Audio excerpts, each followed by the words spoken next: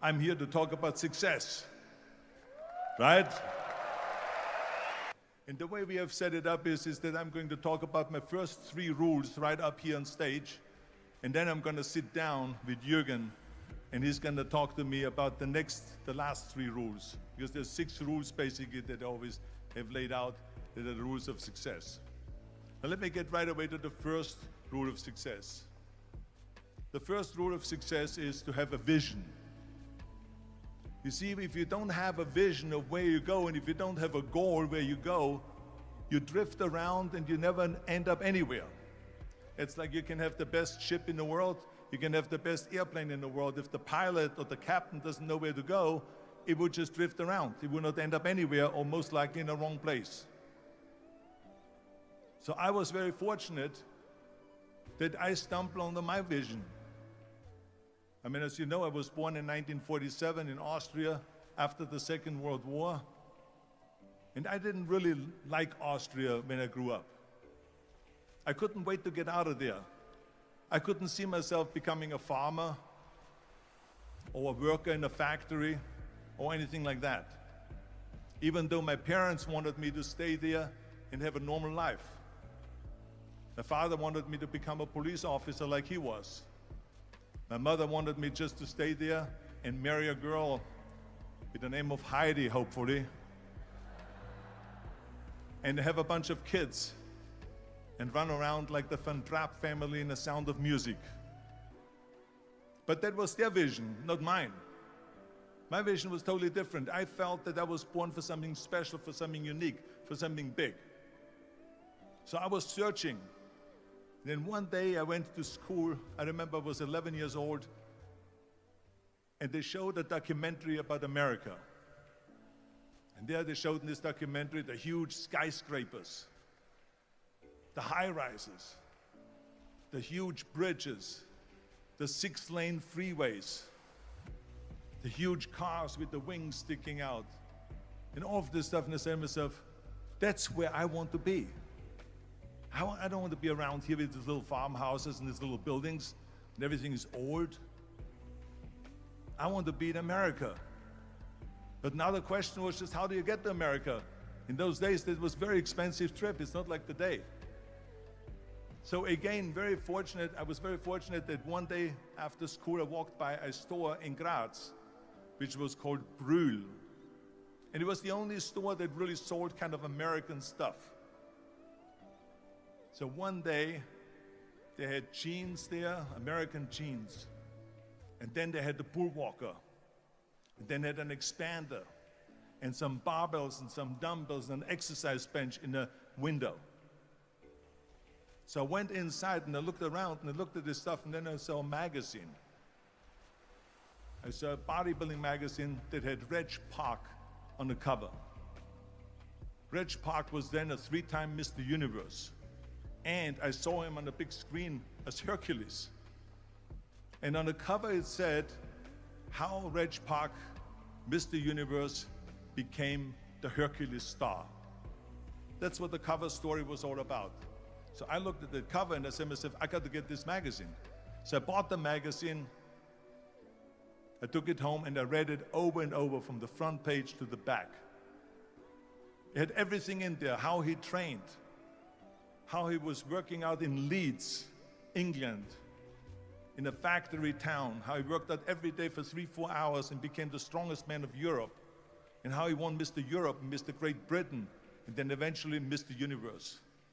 And how he won the 2nd Mr. Universe and the 3rd Mr. Universe. And how he was discovered to play the starring role in Hercules. I read that and I said to myself, wow, this is the blueprint for my life. This is exactly what I want to do. I want to become a bodybuilding champion just like Reg Park. I want to get into movies just like Reg Park. And I want to make millions of dollars and be rich and famous just like Reg Park.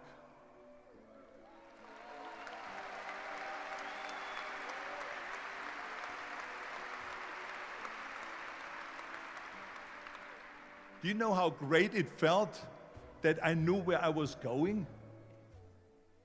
Imagine the majority of people don't know where they're going. I knew where I was going, that I'm going to become this bodybuilding champion just like him. So it was just a question of how do you do it? I was so relieved, because when you have a goal, when you have a vision, everything becomes easy. Because remember that in America, for instance, when you study, you will see the percentage of people that like their jobs. 74% hate their job in America. Now, there's not much different when you come to Europe. The majority of people don't like what they're doing, because they're really not doing it because they didn't have a goal and they followed this goal. They just aimlessly drift around, and then all of a sudden there's a job opening, so they get that job because you have to work. But then when you work, it's a chore. It's work. It's not fun. So if you think about, only a quarter of the people really enjoy what they're doing in life.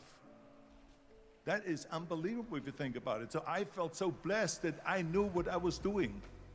It's like a medical student that studies and knows he wants to become a doctor. You know where to go. So I knew where to go. So people always ask me, when they saw me in the gym in the pumping iron days, they say, why is it that you're working out so hard? 5 hours a day, 6 hours a day, and you have always a smile on your face. The others are working out just as hard as you do, and they look sour in the face. Why is that?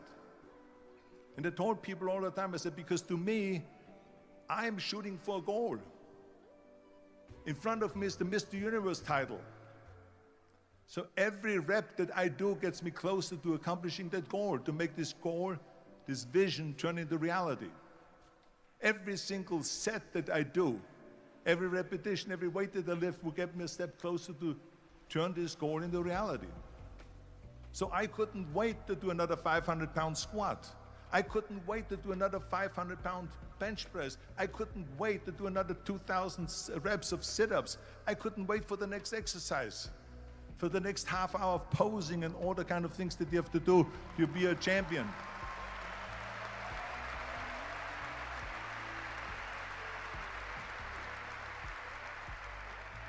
I felt so great knowing where I was going, and I tell you, it worked. I mean, think about it. And I was just not visualizing just my exercise, but I was really lifting the trophy over my head. That's what I was thinking about. And with the age of 20, I went to London and I won the Mr. Universe contest as the youngest Mr. Universe ever. And it was because I had a goal.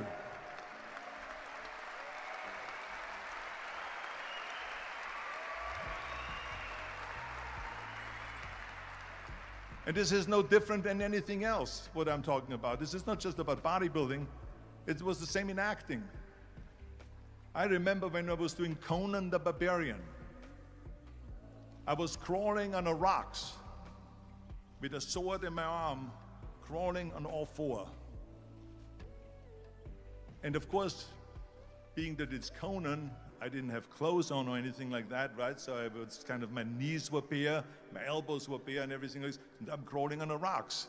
So after 10 takes, my elbows were bleeding and my knees were bleeding. And the director came to me and he said, Arnold, I'm so sorry that you have to go through this, but we need one more take, a close-up of you crawling with the sword towards the camera. Can you handle one more take? And I said to him, I don't know what you're talking about. He says, I'm totally fine. He says, but you're bleeding. I said, because I don't feel it, because I can visualize what the scene will look like in a film. And I'm so excited about this scene.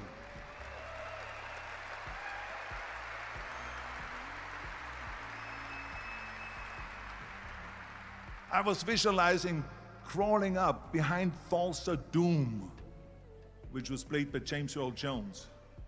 Crawling up behind Thulsa Doom with the sword slowly, and then rising up behind him and whack, cutting his head off. And the head spins in the air slowly with blood all over the place. and slowly falls down the steps and rolls down the steps. And his body slowly falls sideways. That was what I was visualizing, and that was very important because he, in the movie, killed my parents, killed Conan's parents. And that was revenge. And he always said that flesh is stronger than steel. And I wanted to prove to him that no, steel is stronger than flesh.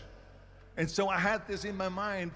And so this is why it didn't matter if I had to do another 50 takes or 100 takes, no matter how much I bleed on my elbows or my knees. I saw that vision of the perfect scene, and it was an important scene, and I would do it over and over again until we got it.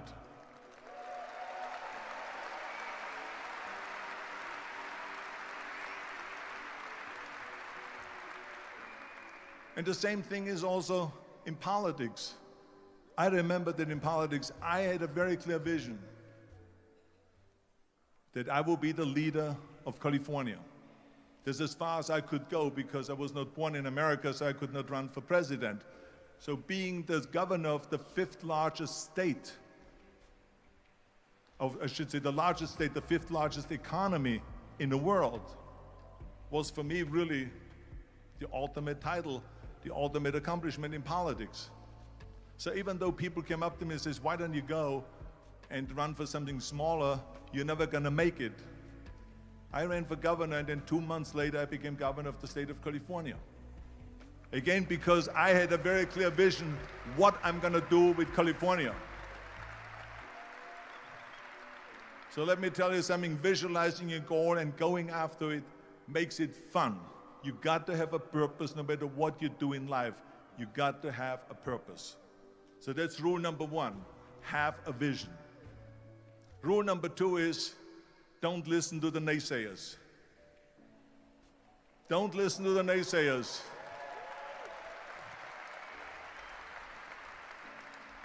Everything I ever did, the thing that I heard out of people's mouth was, that's impossible. That can't be done. Or no. I remember when I wanted to be a bodybuilding champion, including my parents and everyone else around me, said this is impossible. Why don't you become a ski champion? That's what they do in Austria. Or a bicycle champion, they'll do some track and field. You can't be a bodybuilding champion. That is exactly what I heard, and of course I proved to the people that it can't be done. So whenever someone said to me, it can't be done, I heard it can be done. When they said no, I heard yes. And when they said it's impossible, I heard it is possible. Because I am a strong believer.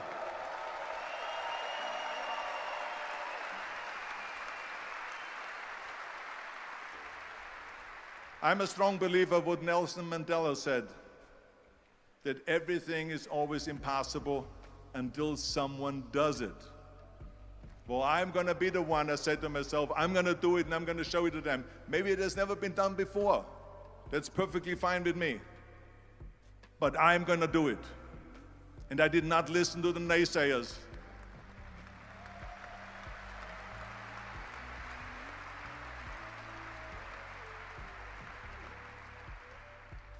The same was also when I went into, not just in bodybuilding, they said no.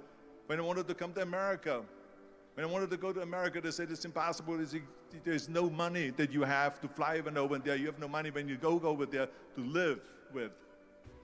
And what do you think, they're going to wait for you? They have plenty of big bodybuilders over there. It was all no, no, and it can't be done, it's impossible. And I remember then that the same thing happened also when I went into the show business. Can you imagine, I was now a bodybuilder, I weighed 250 pounds, I was Mr. Olympia 6 times, I was Mr. Universe 5 times, and Mr. World and Mr. International. I won 13 World Bodybuilding Championships altogether, and now I said to the agent, the Hollywood agent, I want to get into movies. He said, that's funny, Arnold. I asked a studio executive, I say, I want to get into movies. I want to be a leading man. He started laughing. So they all say it's impossible. I said, why is it impossible? He says, because look at how big you are. You weigh 250 pounds. Hercules bodies in muscular bodies weighing 20 years ago. 20 years ago, they did Magista and they did all these Samson movies and Hercules movies and stuff like that, but not anymore. Arnold, this is the 70s. Do you know the sex symbols today? It's Al Pacino. He weighs 150 pounds. It's Dustin Hoffman. He weighs 146 pounds. And guess who else is a sex symbol? Woody Allen. So imagine they're telling me now that those are the new sex symbols. So do you ever forget about it? And then they told me, this, and your accent, even if you reduce all your body weight and everything and have a normal body, your accent. I said, your accent, I mean, it will go give people goosebumps. With the German accent, it will get people the creeps. They will get scared. He says, no one in Hollywood ever has become a leading man that had an accent. Doesn't happen. People in America want to hear their actors talk like John Wayne, or like Burt Reynolds, or like Clint Eastwood. Not like someone on Hogan's Heroes or something like that, some Nazi movie. That's the kind of stuff that they heard. They said, no, you see, it's impossible. And plus your name who can pronounce Schwarzenegger or something like that. No one can pronounce that, so forget about it, Arnold. This is the kind of thing that I heard. Imagine, you go from studio executive to studio executive, from agent to agent, from manager to manager, and they all said exactly the same thing. Now that's very encouraging, isn't it? But you know something? I didn't give a shit. I didn't.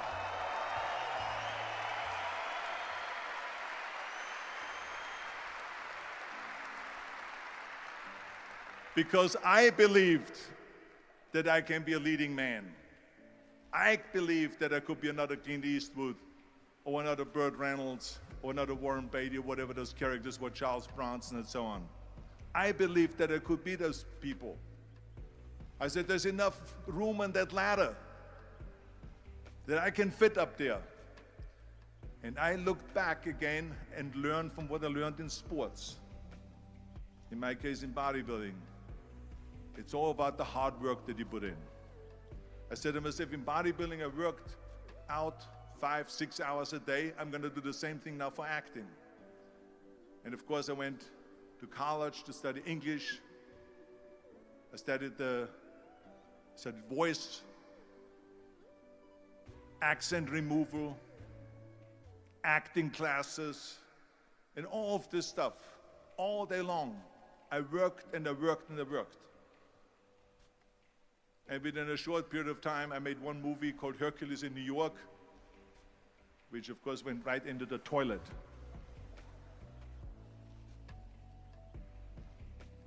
But it didn't discourage me. I still had the same vision. And then all of a sudden I did Streets of San Francisco. I did Stay Hungry and Pumping Iron and The Villain. And then all of a sudden I was asked by Dino De Laurentiis and by Universal Studio, the biggest studio, to star in Conan the Barbarian. And after I did Conan the Barbarian, the director at the press conference said to the press, the director was John Milius. He said to the press, if we wouldn't have had Arnold, we would have had to build one. So think about that.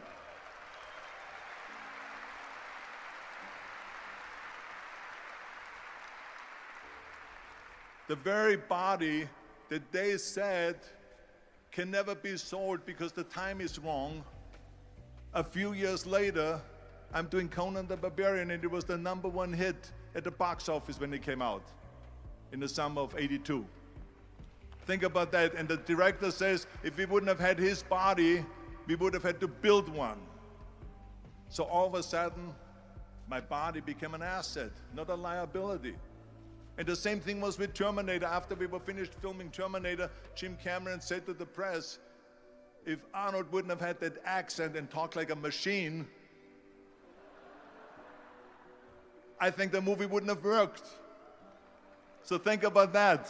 The body and the accent that they attacked was an asset.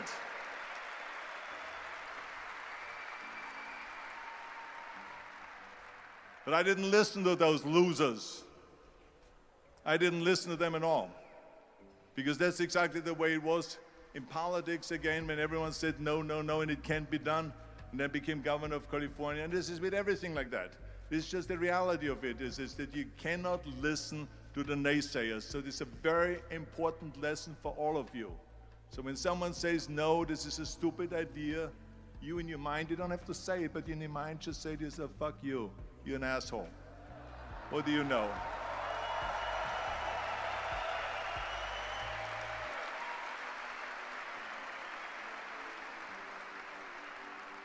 If I would have listened to the naysayers, from bodybuilding to show business to politics, I would not be standing here today talking to you.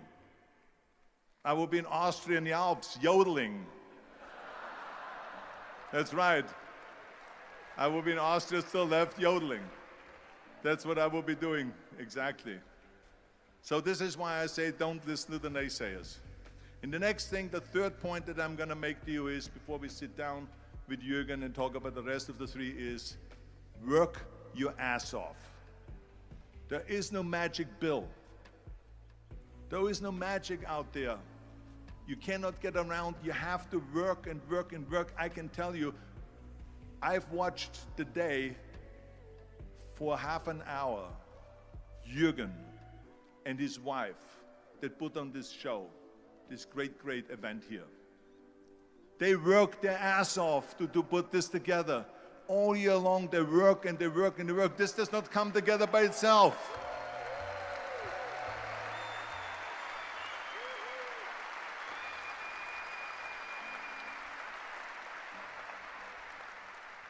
For half an hour, they were running around and making phone calls and doing this and that and talking to their aides and make sure this is happening, make sure there's the water out there. Talking about water, love water. Make sure of this and make sure of that and all that stuff. So it's work. And it drives me crazy when people say they don't have enough time to go to the gym for 45 minutes a day and work out.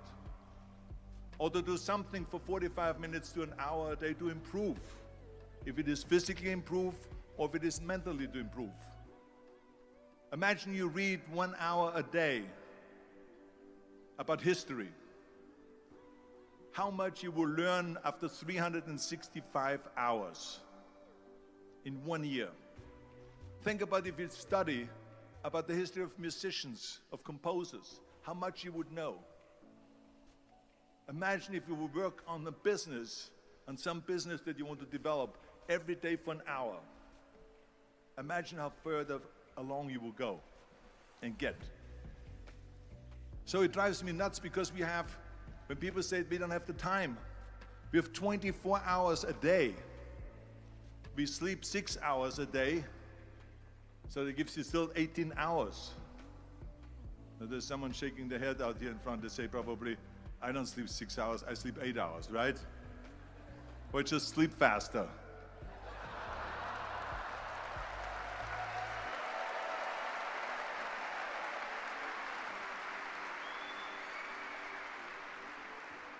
So we have 18 hours a day. The average person works around 8 to 10 hours. So let's assume it's 10 hours, so we have 8 hours left. Then you travel around an hour a day, maybe 2 hours a day. So now you have still 6 hours left.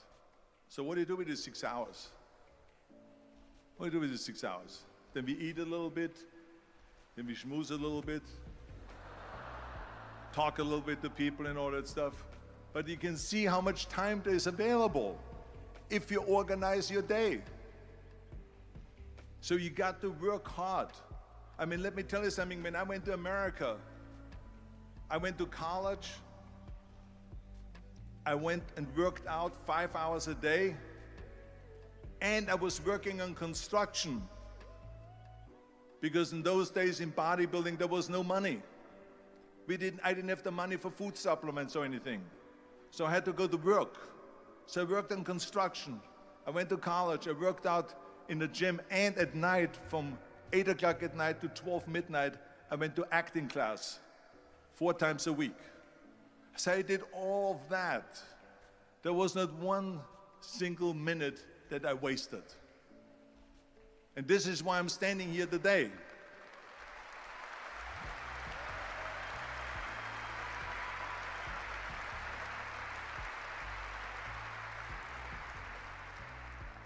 I became very friendly with Muhammad Ali in the 70s. And Muhammad Ali worked his butt off. And I saw it firsthand. And I remember that there was a sports writer that was there in the gym when he was working out and he was doing sit-ups. And they asked him, how many sit-ups do you do? And he said, I don't start counting until it hurts. Now think about that. He doesn't start counting his sit-ups until he feels pain. That's when he starts counting. That is working hard. And so you can't get around the hard work. It doesn't matter who it is. As a matter of fact, I believe what Ted Turner said, work like hell and advertise.